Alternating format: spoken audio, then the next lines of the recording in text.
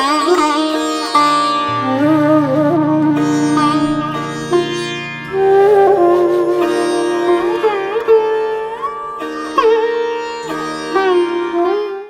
आज का प्रसंग हम लोग शुरू करते हैं गिद्धराज जटायु का। जटायु का प्रसंग गोस्वामी तुलसीदास जी को इतना भाया, इतना अच्छा लगा कि रामचरितमानस में तो लिखे ही, दोहावली में भी लिखे, गीतावली में भी लिखे। रामचरितमानस के अरण्य कांड में जटायु की कथा 2 स्थानों पर मिलती है।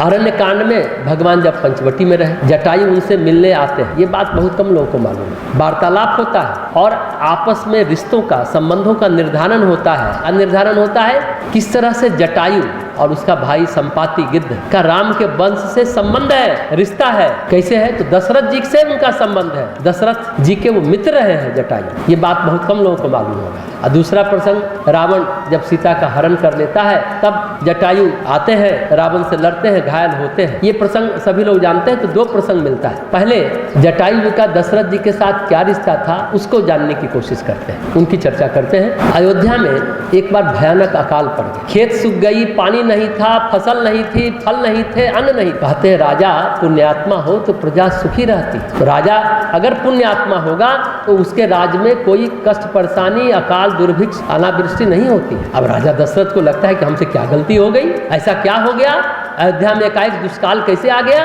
राजा दशरथ ने अयोध्या के राजकोष को खोल दिया, प्रजा को राहत देने के लिए पूरी व्यवस्था की। आखिर कब तक राजकोष से प्रजा पालन होता?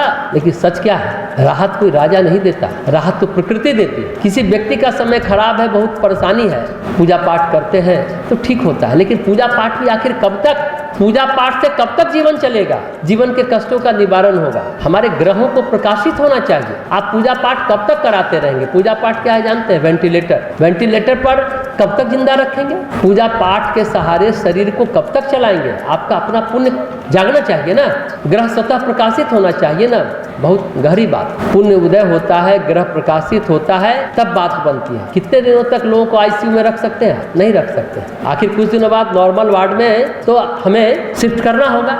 जीना है तो नॉर्मल रेंज में आना होगा। कब तक ऑक्सीजन लगाए रहेंगे? सामान्य जीवन जीना चाहिए, यही सामान्य अवस्था है। असली जीवन दात्री चाहे व्यक्ति को हो, चाहे समूह के लिए हो, धरती के लिए हो, सबको जीवन देती है प्रकृति। उसका नाम है प्रकृति। अगर प्रकृति आपका सहयोग नहीं कर रही है, प्रकृति में विसंगति आ गई, कुछ अवरोध पैदा हो गया हो, तो फिर क्या होगा? फिर अकाल दुर्भिक्ष आएगा। जो आजकल है, पर्यावरण में असंतुलन है, तो कहीं सुनामी है, कहीं बाढ़ है। जहाँ बाढ़ नहीं आना चाहिए वहाँ बाढ़ है। अभी आपने सुना होगा बंगाल में ऐसा बाढ़ है कि सारे दुर्गा पूजा के पंडाल भर गए, पूरा शहर डूब गया, हवाई जहाज नहीं चले, मेट्रो नहीं चला, रेलगाड़ी बंद हो गई, बस बंद हो गया कल पूरे बंगाल में, खासकर कलकत्ता में। कई लोगों ने कहा कि ऐसी वर्षा नहीं देखी, जो शायद 40 दिनों में होती वो 4 घंटे में बरस। यही होता है, प्रकृति में कहीं विपर्य आ गया। उस समय अयोध्या में भी विपर्य आ गया होगा। अब दशरथ जी ज्ञानियों की, पंडितों की, ज्योतिषियों की सभा बुलाते हैं, कुल गुरु वशिष्ठ भी रहते हैं, आसपास के सभी ऋषि मुनि आते हैं। राजा दशरथ पूछते हैं आखिर हम लोगों से क्या चूक हो गई? अयोध्या का पूरा साम्राज्य अकाल से पीड़ित हो गया, प्रजा परेशान हो गई है और हो रही है। सभी लोगों ने क्या कहा जानते हैं? महाराज ये शनि का प्रकोप है। तो पूछते कि आखिर शनि को अयोध्या वासियों ने क्या कर दिया कि शनि कुपित हो गया? तो बोला देखिए एक योग आता है, ध्यान से सुनेंगे, एक योग है सकट योग, और ये 12 वर्षों तक रहता है। शनि का ये सकट योग 12 वर्ष का दुष्काल रहता है। शनि की सारे साथी होती है महादशा, अंतरदशा, प्रत्यंतर दशा, शनि का वक्री होना, शनि का मार्गी होना, ये जानते हैं। सकट योग सबसे कठिन होता है, जो शनि कुपित हो जाते हैं तो ये दुष्काल आता है। अब सभी लोग चिंतित हो गए, तो पहला ही साल है, 12 साल कैसे कटेगा?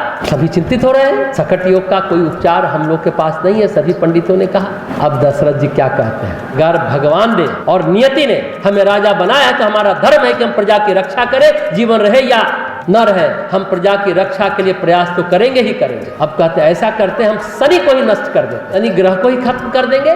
दशरथ जी ऐसे नहीं कर रहे हैं। वो व्यक्ति हैं जिन्हें इंद्र अपना आधा आसन देते थे बैठने के लिए। दशरथ जी सामान्य व्यक्ति नहीं है। देवताओं और राक्षसों का देवासुर संग्राम जब होता था, दशरथ जी से इंद्र सहायता मांगने आता था हाथ जोड़ करके कि आप हमें सहयोग करिए युद्ध में। ऐसे कितने महान राजा थे जिनका सहयोग इंद्र लेते? महाराज दशरथ, महाराज मानधाता, महाराज अनरण्य, महाराज मुचकंद, जिनके सामने देवता हाथ जोड़े खड़े रहते। मनुष्य के सामने देवता हाथ जोड़ के खड़े रहते थे। ऐसे महान मनुष्य, महान प्रतापी राजा हुआ करते थे। ऐसे ही प्रतापी राजाओं में एक राजा दशरथ।